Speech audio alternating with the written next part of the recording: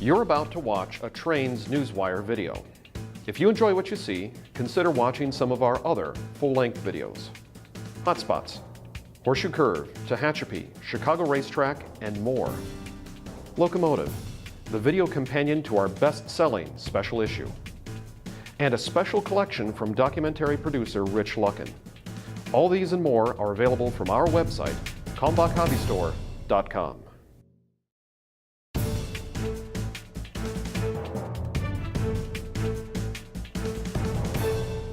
Good morning, Trains Nation. Today is Friday, August 3rd, 2018, all day until midnight. I am Steve Sweeney from Trains, your loyal servant. I am joined today by a special guest, Brian Solomon. Say hi, Brian.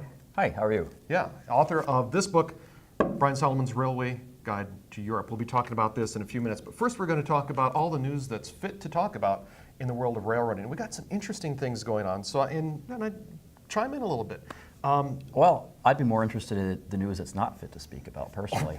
Yeah, well, yeah. I guess we probably can't go there. So. We have a lot of kids. We have a lot of kids, and we have a lot of. I'd be more worried about the FRA.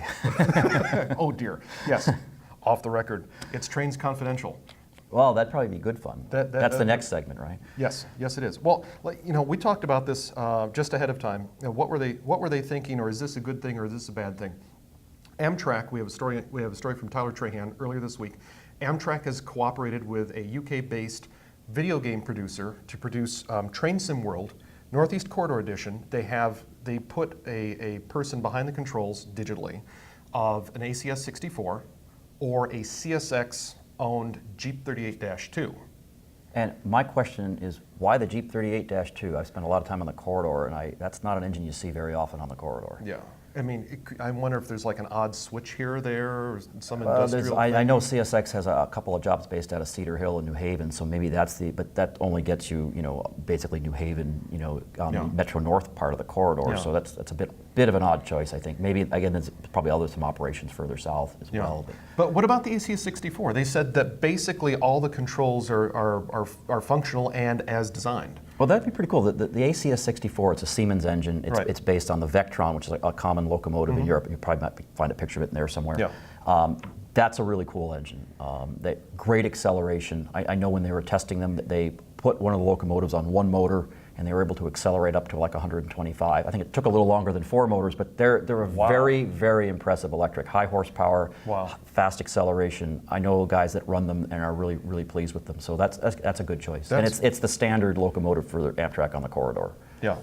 So anyway, interesting. More news on Trains Newswire. Sunrail outside of Orlando in Florida. Sunrail is the commuter railroad in Orlando.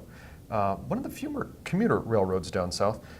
They expanded on a new 17.7 mile route down south. They're going as far as Kissimmee, which is kind of interesting. Have you ridden on this yet? No, I haven't been to Florida in years, I'm afraid. Okay. My mother grew up near Orlando. I mean, she went to high school in that area, so I at some point need to go down and visit cousins and whatnot. But. Yeah, absolutely. Story on Newswire. Another story we were kind of interested in, you said you wanted to opine on this a little bit, Durango and Silverton. Durango and Silverton suffered from the fire back in June, and now 2 mudslides in July. And as a result, they announced earlier this year that they're going to get diesel locomotives. Now, this week, officially, 2 diesel locomotives from Motive Power and Equipment Solutions in South Carolina, 2 what will be forest green 2,000 horsepower narrow gauge locomotives. Wow. Yeah. I have to personally, from my personal perspective, I see that as unfortunate. I think somebody's lost the plot there. Really, I understand that they probably want to maintain service when there's fire risk and whatnot, but to have a railroad that's always been all steam finally accept diesels in this late day, I understand why they might want to make that decision. I think from an enthusiast perspective, from a rider's perspective, from a writer's perspective, I think it's unfortunate. I mean, it's like a one last nail in the coffin. I mean, especially the Durango and Silverton, because it had always been steam. Yeah, right. I mean, right back to the Rio Grande. Yeah, it's always been steam. So once once you change that, it's done. Yeah. So. Now, do you have faith in their oil conversion? I think it's for the 493.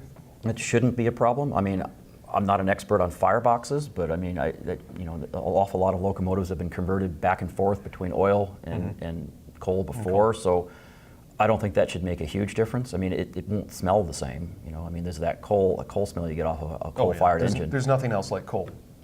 Well, in case you hadn't been aware, the Newswire story out there this week also talks about converting one of the 282s from coal burning to oil burning. That's what we're talking about. It's one of the K-37s, which was originally a standard gauge consolidation that the Rio Grande converted. I don't know when, probably in the 30s. To narrow gauge. So it's an interesting type of locomotive that haven't really run there in a long time. They've used the K-27, I think the K-27, K-28, and the K-36s would be their standard locomotives there. Yeah. I'm not sure about the K-27. I know Cumbers and Toltec has one, but yes, they do. Anyway, more information on Trains Newswire. Stepping through, we got a lot of steam this week. I don't know. Do you mind steam news? No, steam's good. This is fine. So this is funny. So going from out west now way out east. Boothbay Railway Village in Maine, Boothbay, Maine, fired up an 040T two-footer. A Forney. No. An 04, so it's just four wheels. It's a tank engine. Right. An 040T tank engine. It's industrial. Okay. And it was used on a switch at a paper mill up through the, I believe, the 1940s, 1950s. And so this is being fired up for the first time in a very long time. It used to be like in front of the welcome sign to Boothbay. Oh, I remember that engine. You do? My grandparents had a summer house near Damariscotta, and we used to go up there in the summertime when I was a kid, like in the 1970s, early 80s. And I remember seeing that engine. I probably have a bad color slide of it somewhere. Yeah, well, now let us use that slide, and we'll put it up with the story at some point, because that engine is now. Well, that would be the steam. Newswire 2025 when I can locate the missing slide. So. Yeah, I got you on that one. No, but it's in steam now. They did a test fire this week, do a pressure test, and then it looks like it's going to be steaming later this month, like under its own power and actually moving back and forth in a 3/4 mile loop. Well, that'd be pretty cool. Yeah, I approve of that. That's good news. I think we all do. I mean, big train stamp of approval. Really quickly, other steam news: the Kentucky Steam Heritage group in Kentucky has applied to the Surface Transportation Board to become a railroad so that it can do its own switching and interchange with CSX without having to get a CSX crew in and out of the museum to be. So that's interesting on Newswire. That's good news, yeah. It's very good news. And the city of Eau Claire, Wisconsin, bought back a Pacific, a 462 Sioux Line locomotive number 2719. Was operational at one point, is no longer. They bought it back for $4. And what's the plan for it? It looks like it's going to be park engine once more. Oh, okay. So that's kind of sad. But, yeah, that is, yeah. There aren't too many operating Pacifics in this country. So. No, they're not. And it's sad. It's sad. Hopefully one day someone will decide to spend a lot of money, $2 million, and rebuild an Erie K5, right? Sorry? An Erie K5? Oh, absolutely. Wouldn't that be fun? We need more than a couple million. Probably need about 10 million for that. Oh, sort of like the tornado in Britain, you know? Yeah, exactly. Or is it tornado? I'm not going there. Tornado, potato. But the big deal is Brian is the author of this book, which Kalmbach Publishing published a little bit earlier this year. And I'm going to use it extensively when I go to Switzerland in September. In fact, there's a whole section on Switzerland. Yeah, we cover Switzerland. And Italy and Belgium. In fact, that's an Italian train. That's an Italian Pendolino going over the Gotthard Pass. I was going to ask you, what was it like to write this book for us? Because most of the photos in here are yours, or you sourced them. I'd say probably 90% are mine. There's some Chris Gus pictures. There's some Bonnie Gruber pictures. Yeah. If you look carefully, you'll actually find a picture of John Gruber, who's a good friend of mine, and we've done a lot of books and things together. If you look in the Norwegian section, I'll tip you off on that. Okay. There's a few of my dad's vintage photos, and some of my Irish friends contributed some material. This is kind of cool. This is in Austria. So, yeah, so what was it like to write this book? It was a lot of fun. Italy? I've spent 22 years wandering around Europe, taking pictures, riding trains, chasing trains, doing all the things that I do in America, but there. I spend a lot of time in Ireland. And so it was great fun because I focus on the things that I like, that I think that other people might like as well. Right. So I didn't do everything. I mean, like, there's not a lot of industrial switching in this, even though I photographed all sorts of industrial railways. This is aimed at people who want to see Europe and want to incorporate the railway as part of their holiday, or the railroad, if you like. Yeah. And it's aimed at passenger riding. There's a lot about how to buy tickets and how to get good prices on tickets, which is one of the things that I think distinguishes this book from a lot of others. There's a lot of others say, oh, here's a great train ride, with no information of how you actually go about taking the train. And I go into a fair amount of detail on that, and I offer a lot of tips to travelers who may not have traveled to Europe on ways to do it more efficiently, or things you might not have thought about, like there's a little sidebar on laundry management.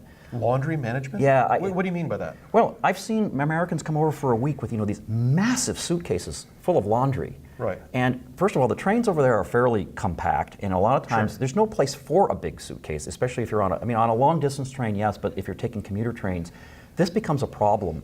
And if it's just full of extra laundry, you can buy laundry in Europe. You can probably actually buy it cheaper than here in a lot of places. And so I talk about that. And just little tips like that could make the difference between missing a train and not, between getting a seat on a train and not, between towing around a huge bag on trains and putting your body under a lot of strain unnecessarily.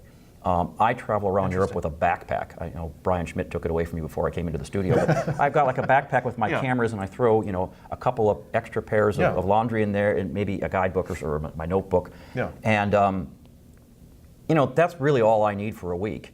You don't need massive amounts of luggage, especially if you're doing a lot of train riding, because if you're traveling without a car, the less weight you have with you makes a huge big deal. And you're probably wondering, where's the fancy train ride? You have to read the book to find out about that. Yeah, read the book. Well, but tell us, what is the coolest thing? I mean, because a lot of our viewers on Newswire video and Newswire audio are looking for what is closest to North America, what is the biggest, the heaviest, what is the most interesting. But as a North American who lives in Europe, what do you think is the coolest thing for someone who's first in Europe to see? I would go to Germany or Austria or Switzerland. I mean, just for volume, if you go to one of their main lines, we talked about the Rhine in a recent issue of Trains. Yes, we did. There's a lot about the Rhine here. Just the volume of traffic and the variety of traffic there's just no place like that in the United States where you see a train every maybe every 5 or 10 minutes or better, with a complete variety from high-speed rail, freight trains of all varieties, a local stopping train, and the scenery is great. There's castles on the tops of hills. The That's Rhine, cool. Yeah, and there's just so much. There's a lot of Europe that isn't that exciting. That's why the book is here, because there are so many railway lines in so many different countries. This allows people to pick up a book and helps them focus. And I think that's the strength of the book, with nice pictures as well. So. Absolutely. Well, good. You can pick up your copy by visiting the Kalmbach Hobby Store, kalmbachhobbystore.com. For everyone at Trains Magazine, we hope you have a great weekend. Take care, guys. Yep, take care.